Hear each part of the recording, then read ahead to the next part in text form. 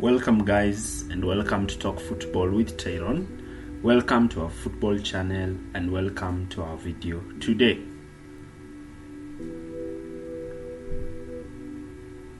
So in our video today, we are going to analyze Liverpool's manager Jurgen Klopp.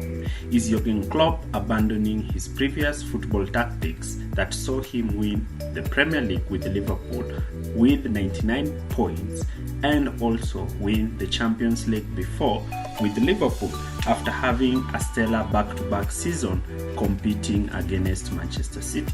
So is Klopp abandoning his former pressing, high-intensity football for a new football tactic? That's our video for today, but before we continue, kindly like, share and subscribe to our channel. Now, we know that Liverpool predominantly lined up with a 4-3-3 formation, with their fullbacks starting in high wide positions, with Fabinho dropping from midfield and Alisson Becker moving from his line in goal to form a diamond-shaped during build-up. This kind of build-up structure ensured that both the wingers Salah and Sadio Mane stayed wide to receive the ball, and usually the ball was from Virgil van Dijk to Mohamed Salah. Liverpool liked to form triangles on either side of the pitch, composed of the winger, the center midfielder and the fullback.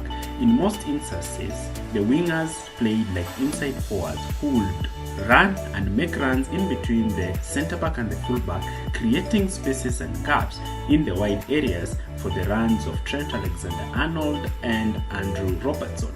These fullbacks were quite offensive and actually were one of the best fullbacks in the Premier League and in Europe. In some instances, they were also regarded as one of the best fullback pairings to be ever witnessed in football history.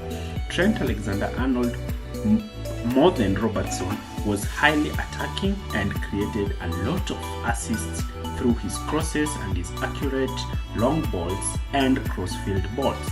Trent Alexander-Arnold was one of the key creators under this Liverpool team. Complemented with offensive wingers, Liverpool had one of the most energetic midfielders in Wijnaldum, Fabinho and Henderson, who would gegenpress and win the ball, play in the inside forwards in the channels, who would rapidly counter-attack and score goals. This saw both Robertson and Trent Alexander-Arnold being one of Klopp's key. Trent and Andrew Robertson were key in attacking the wide areas generated by the inside movement of Salah and Sadio Mane. This ensured that Liverpool pushed both of its fullbacks high and wide during attacking phases of play.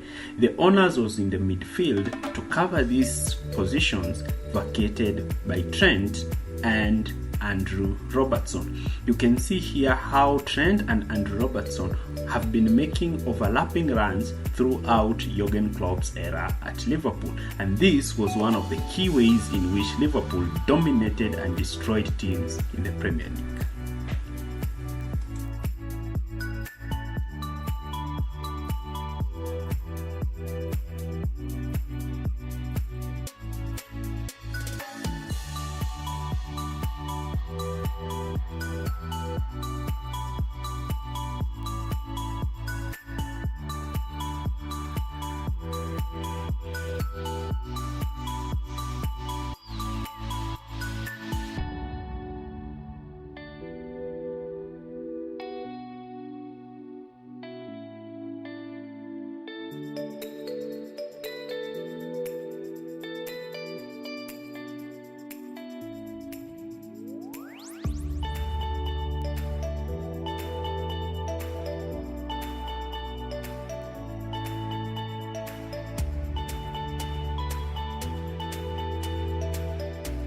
Liverpool, in this formation, where they pushed both their fullbacks high and wide to give their attacking width, created problems for Liverpool, since when Liverpool lost the ball and the midfield would be bypassed by a looped ball over the energetic Liverpool midfield, the centre-backs would be left in a 1v1 situation.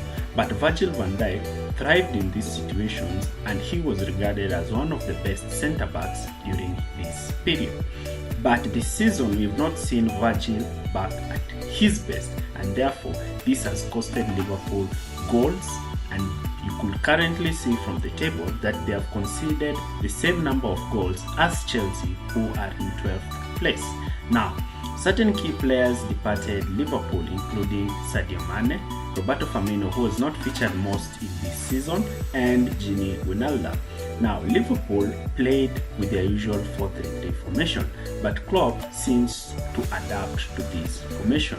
With the introduction of Alex McAllister in the team, Klopp has one of the most renowned attacking midfielders who can also play as a deep lying playmaker, and therefore in some instances Klopp has deployed Trent as an inverted fullback who plays further forward on the pitch, playing as an inside underlapping fullback where he can make crosses for the runs of Luis Diaz or the second midfielder playing alongside him. In some instances, Jordan Henderson is tasked with the duty of giving the team width, since Salah is left-footed and will likely cut in.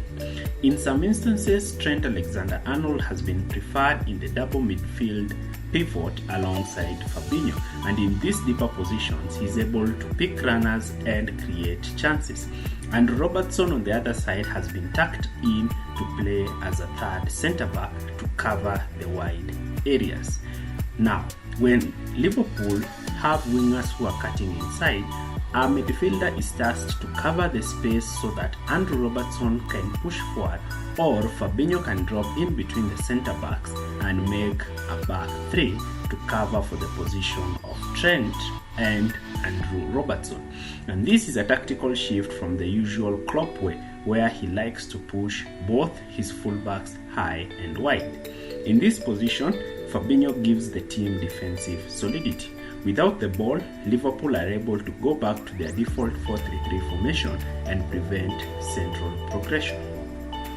One key facet that Klopp has created this season is the deployment of Trent Alexander-Arnold as a midfielder, and we saw recently against a 7-0 thumping of Macedonia, the English manager Gareth Southgate deploying Trent's vision, dictating the tempo of the game and making line-breaking passes. Is this the new position that Trent Alexander-Arnold will play? When he plays in this position, he plays like De Bruyne, a player who's good with his offensive play and is good at making passes. I think this is one of the best tactical innovations that Jurgen Klopp has made this season, relieving Trent of his defensive duties and empowering him to venture forward and create chances for his team. We'd like to see what Klopp does next season to change his tactics from high pressing football to positional play. If you've stayed with us to the end of the video, thanks for watching.